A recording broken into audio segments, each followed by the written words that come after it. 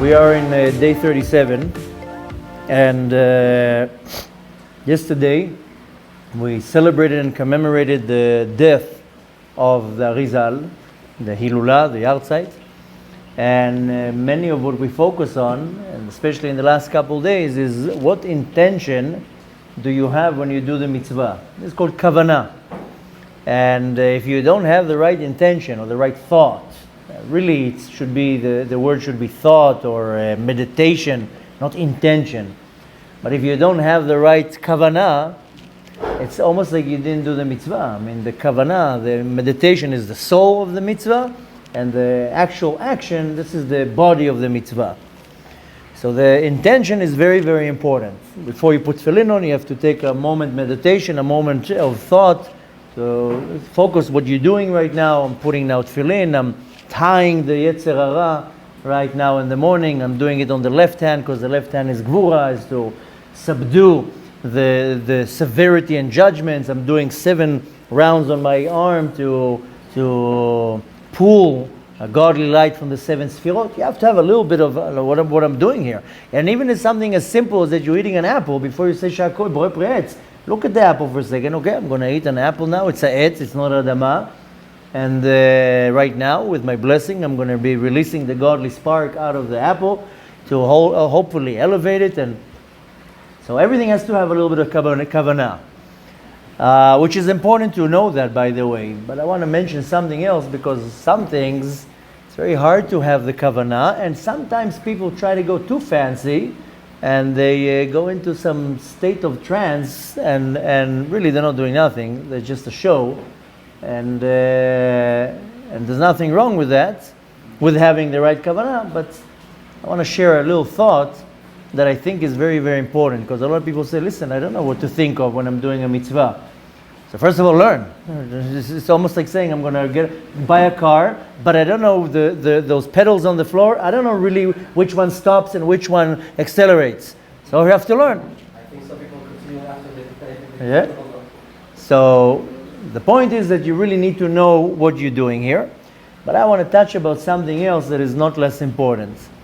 And the reason why I'm mentioning the Arizal, because the Arizal, Rabbi Yitzchak Luria, was very into the having the right kavanah, and explaining, there's a whole section in his teachings, Shara Kavanot, having what intention to have. But there's a great Kabbalist that is known as the Leshem. He lived about almost 100 years ago. His name is Rabbi Shlomo Eliashiv. He wrote a very famous book, Leshem Shvo Ve'Achalama, a work of art of Kabbalah. Very, very holy individual. And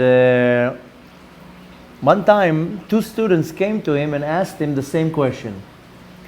And they both asked him, what kavanah, what thought, meditation you have. He was known to pray Shmona Esrei for a very long time. Not like most people, they do it in 3.5 minutes.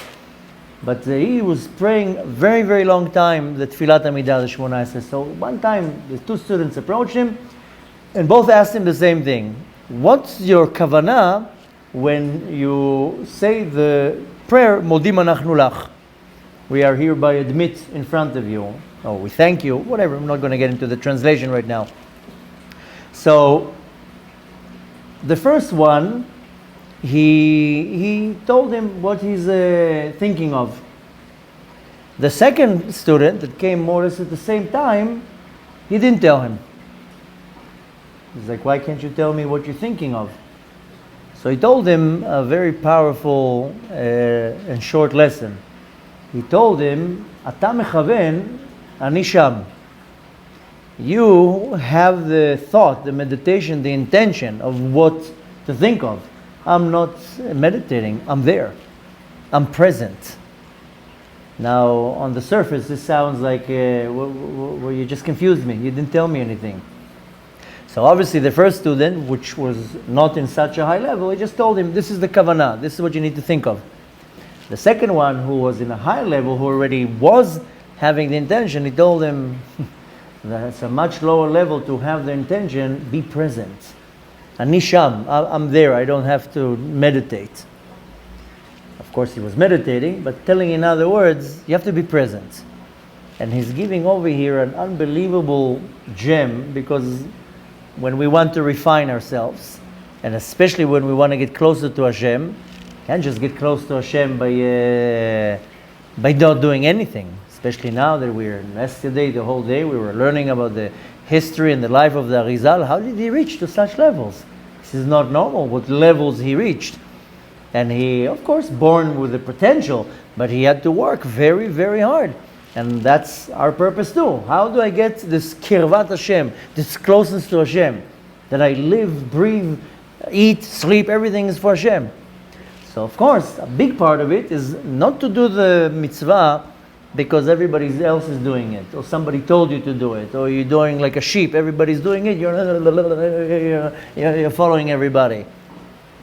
You have to be present when you do the mitzvah. Most people, they zone out.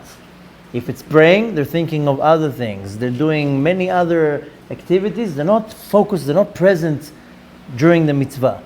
So even though that's a very lofty level to reach, but you can simplify that.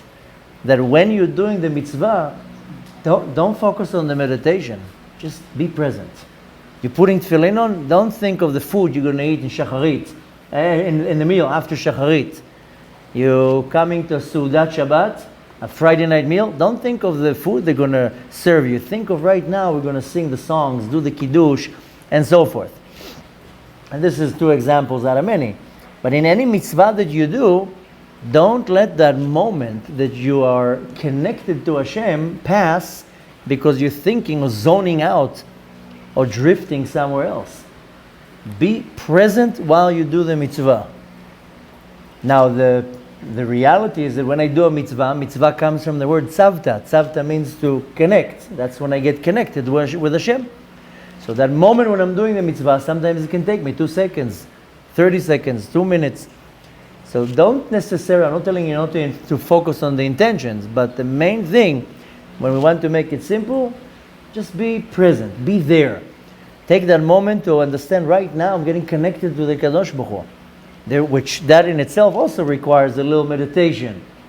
But don't let your thoughts take you to different places. Don't let your ADD, which I don't believe in that term at all, stop eating sugar. You'll be more focused and you can sit on your tuchis. This is an invention, just so you can give the kids Ritalin. So they had to invent some type of a disorder so you can give a medication for that. So just stop eating sugar. You'll be more calm and relaxed. You're not going to be sitting like this. So, but nevertheless, focus on the moment. Be present. And you know, and that's not only for mitzvot, it's for everything. Most people are not focused on that moment. You have 20 minutes to be with your kid, with your wife, something. Be focused. When I got married, you know, it was a lot of excitement and action. And my wife's rabbi, I was sitting and he saw that I'm excited. He leaned over, I remember it like yesterday, he leaned over from here and he told me, enjoy every moment of this day because it's going to go like that and it's going to just remain a dream. And I was like, good, wow, it's good advice. I mean, the wedding, how long is the wedding? 6 hours, 8 hours? And it does go like that and it remains as a dream. So be focused. Let's take the advice of the Leshem, of this great Mekubal, this great rabbi, saying, don't only have the kavanah, be there. Be there, be focused, enjoy the moment and benefit from that split second, that 1 minute, that 2 minutes that you have closeness to Hashem.